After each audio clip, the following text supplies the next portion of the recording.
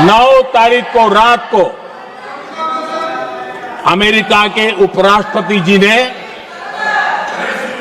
मुझसे बात करने का प्रयास किया। वो घंटे भर कोशिश कर रहे थे, लेकिन मेरी सेना के साथ मीटिंग चल रही थी, तो मैंने उनका फोन उठा नहीं पाया। बाद में मैंने उनको कॉल बैक किया। मैंने कहा कि आपका फोन था, 3-4 बार आपका फोन आ गया, क्या है? तो अमेरिका के उपराष्ट्रपति जी ने मुझे फोन पे बताया कि पाकिस्तान बहुत बड़ा हमला करने वाला है, ये उन्होंने मुझे बताया। मेरा जो जवाब था, जिनको समझ नहीं आता है उनको तो नहीं आएगा,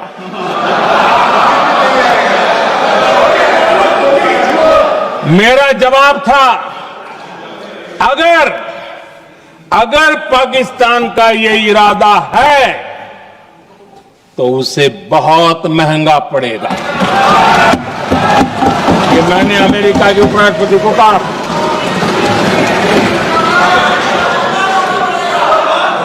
अगर पाकिस्तान हमला करेगा तो हम बड़ा हमला कर करके जवाब देंगे, ये मेरा जवाब था।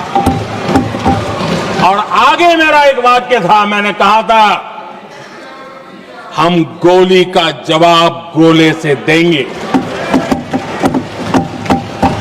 ये 9 तारीख रात की बात है, और 9 रात में और 10 सुबह हमने पाकिस्तान को सैन्य शक्ति को तहस नहस कर दिया था। और यही हमारा जवाब था, यही हमारा जज्बा था। और आज पाकिस्तान भी भली भांति जान गया है कि भारत का हर जवाब पहले से ज्यादा तगड़ा होता है।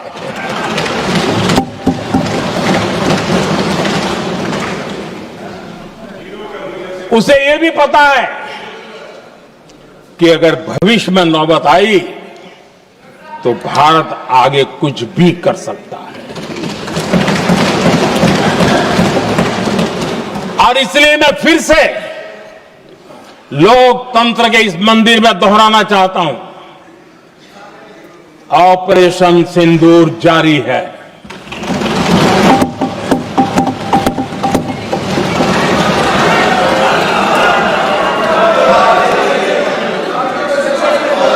पाकिस्तान ने दुस्साहस की अगर कल्पना की तो उसे करारा जवाब दिया जाएगा।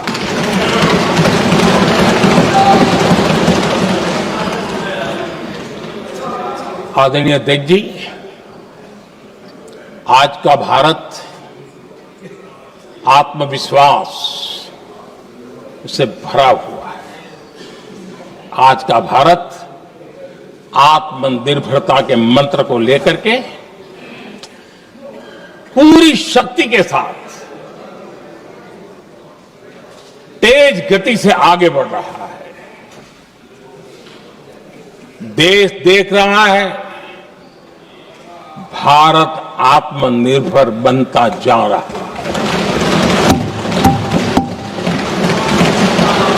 लेकिन देश ये भी देख रहा है कि एक तरफ तो भारत आत्मनिर्भरता की ओर तेज गति से आगे बढ़ रहा है, लेकिन कांग्रेस मुद्दों के लिए पाकिस्तान पर निर्भर होती जा रही है।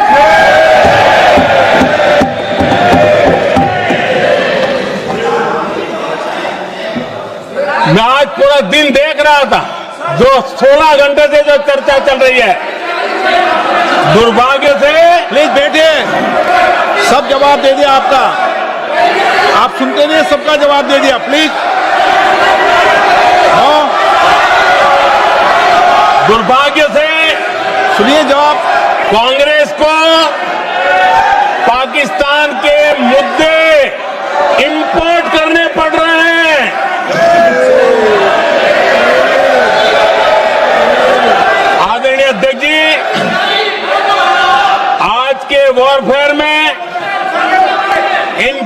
कम्युनिकेशन और नैरेटिव्स की प्लीज बैठिए।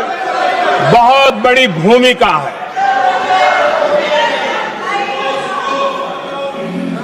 नैरेटिव घड़ करके एआई का भी भरपूर उपयोग करके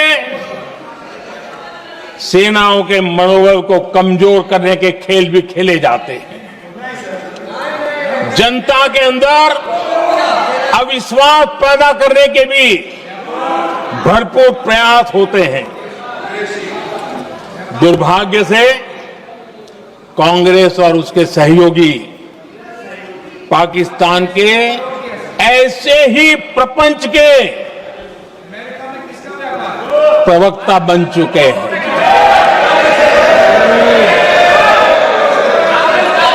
आदरणीय अध्यक्ष जी, देश की सेना ने,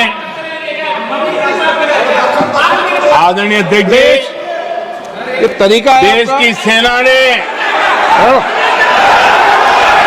बैठिए बैठिए।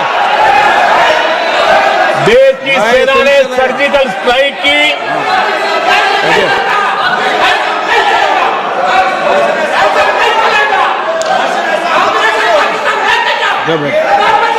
बैठिए बैठिए बैठिए। आदरणीय अध्यक्ष जी, देश की सेना ने सफलतापूर्वक सर्जिकल स्ट्राइक की तो तुरंत कांग्रेस वालों ने सेना से सबूत मांगे थे, लेकिन जब उन्होंने देश का मूड देखा, देश का मिजाज देखा, तो सुर उनके बदलने लगे और बदल करके क्या कहने लगे? कांग्रेस के लोगों ने कहा, ये सर्जिकल स्ट्राइक क्या बड़ी बात है, ये तो हमने भी की थी। एक ने कहा 3 सर्जिकल स्ट्राइक की थी, दूसरे ने कहा 6 सर्जिकल स्ट्राइक की थी, तीसरे ने कहा 15 सर्जिकल स्ट्राइक की थी। जितना बड़ा नेता उतना बड़ा आंकड़ा चल रहा था।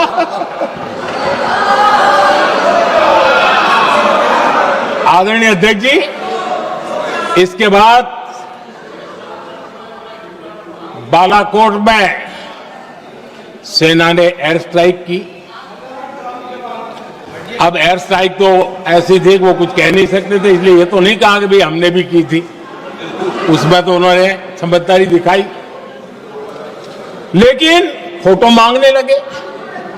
एयर स्ट्राइक हुई तो फोटो दिखाओ, क्या कहां गिरा, क्या तोड़ा, कितना तोड़ा, कितने मरे, भाई यही पूछते रहे। पाकिस्तान भी यही पूछता था, ये भी यही पूछते थे। इतना ही नहीं, आदरणीय अध्यक्ष जी, जब पायलट अभिनंदन पकड़े गए तो पाकिस्तान में तो खुशी का माहौल होना स्वाभाविक था कि उनके हाथ में भारतीय सेना का एक पायलट उनके हाथ लगा था। लेकिन यहां पर भी कुछ लोग थे जो कानों कानों में कह रहे थे, अब मोदी फंसा, अब अभिनंदन वहां है, मोदी ला करके दिखा दे, अब देखते हैं मोदी क्या करता है। आज डंके की चोट पर अभिनंदन वापिस आए।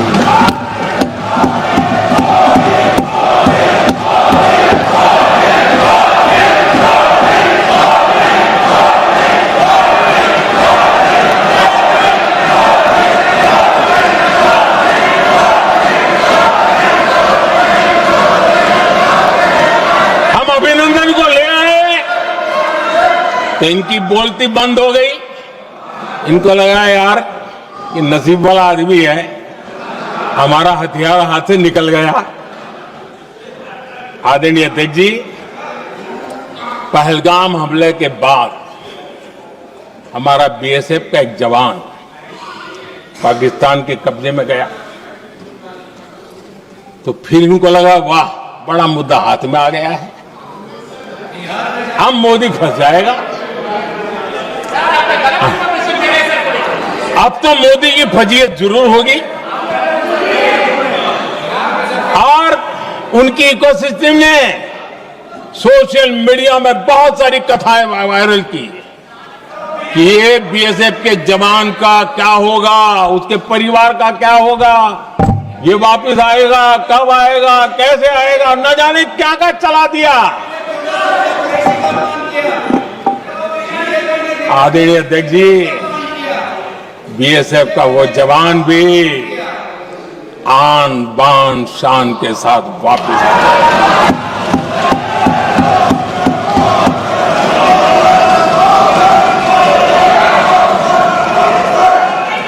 आतंकवादी रो रहे हैं, आतंकवादियों के आका रो रहे हैं और उनको रोते देखकर यहां भी कुछ लोग रो रहे हैं।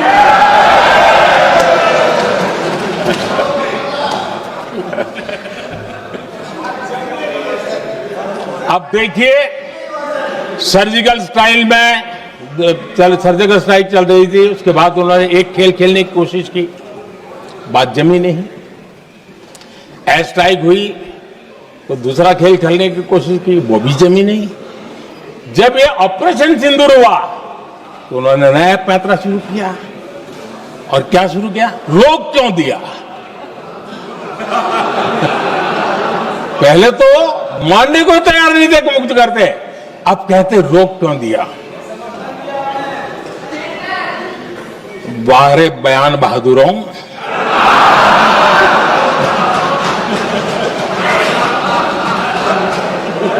आपको विरोध का कोई न कोई बहाना चाहिए और इसलिए सिर्फ मैं नहीं, पूरा देश आप पर हंस रहा है।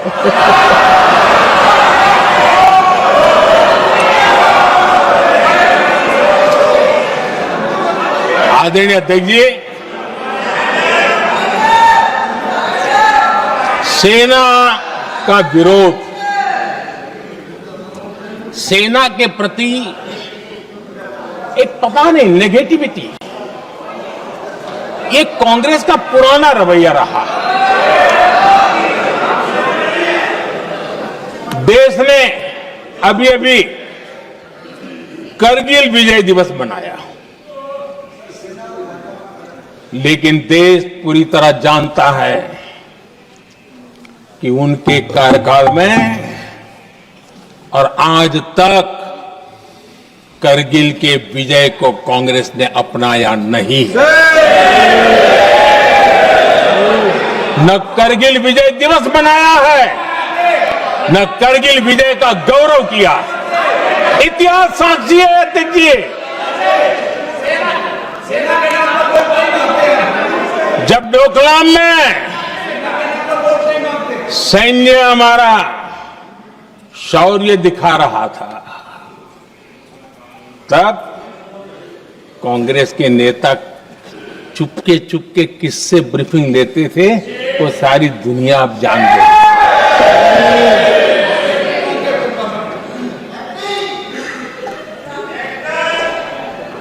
आप निकाल दीजिए पाकिस्तान के सारे बयान और यहां हमारा विरोध करने वाले लोगों के बयान, फुल स्टॉप कॉमा के साथ एक है।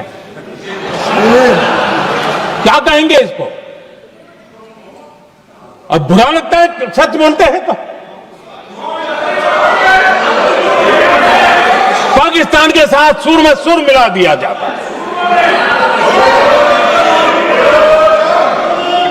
आदरणीय अध्यक्ष जी,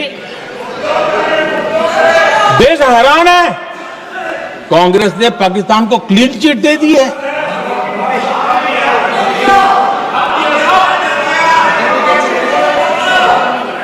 उनकी ये हिम्मत, और इनकी आदत जाती नहीं है, ये हिम्मत कि पहलगाम के आतंकी पाकिस्तानी थे, इसका सबूत दो।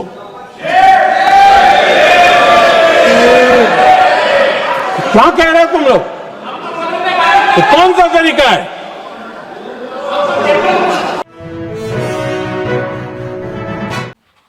इसी तरह देश और दुनिया की खबर सबसे पहले पाने के लिए अपने दोस्त अपने भाई के चैनल को सब्सक्राइब करें, ज़्यादा से ज़्यादा शेयर करने का कोशिश करें। मिलते हैं नेक्स्ट वीडियो में।